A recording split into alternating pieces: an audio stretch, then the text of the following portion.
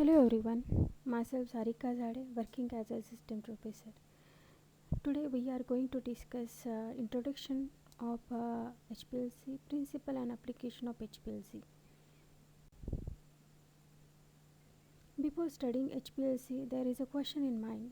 What are the learning outcomes upon studying the HPLC? By studying this topic, student will able to understand the introduction of HPLC, student will able to learn principle of HPLC, student will able to understand the applications of HPLC.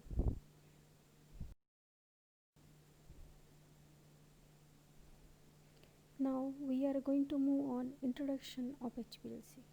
HPLC is one of the separation technique that can separate the mixture into individual components by using stationary phase and mobile phase. It is also called as high pressure liquid chromatography because we are going to force mobile phase by using particular pressure from a closely packed column. It is one of the powerful tool in analysis because of high performance and high speed. High performance means up to the Mars we can achieve performance, and within a shorter period of time we can perform the analysis of a particular material. This technique is used in a biochemistry, analytical chemistry to identify, quantify and purify the individual components of the mixture.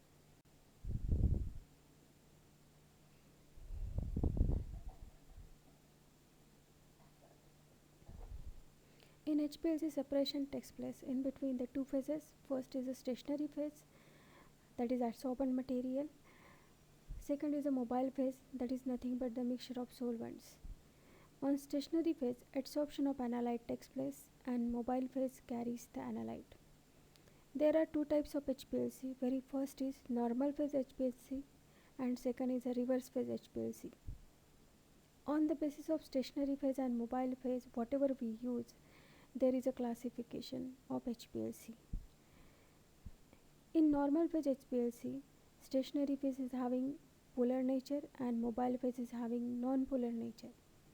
In reverse phase HPLC, stationary phase is having non-polar nature and mobile phase is having polar nature. Now we are going to discuss the principle of HPLC. In HPLC, we can achieve separation in between the two phases, that is stationary phase and mobile phase, whatever we use.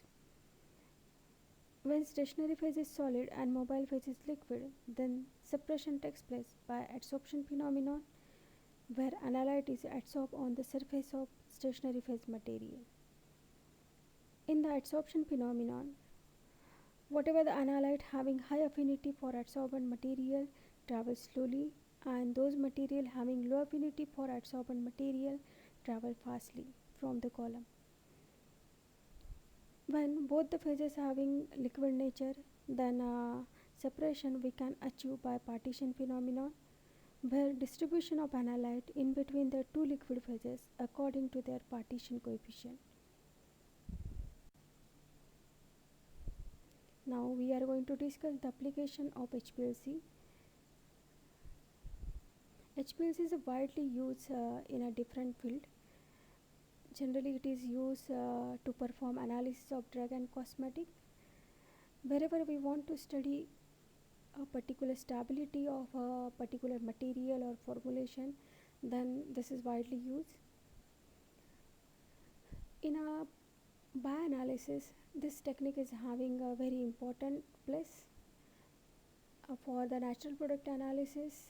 For food analysis, this technique is routinely used. For the drug-drug interaction, we can use this technique. And lastly, in a forensic sciences, just to identify the small quantities of narcotic and psychotropic substances, this HPLC technique is used. This HPLC technique is having a wide variety of application in the field of analysis, and that's why this is one of the very important tool. Thank you for listening.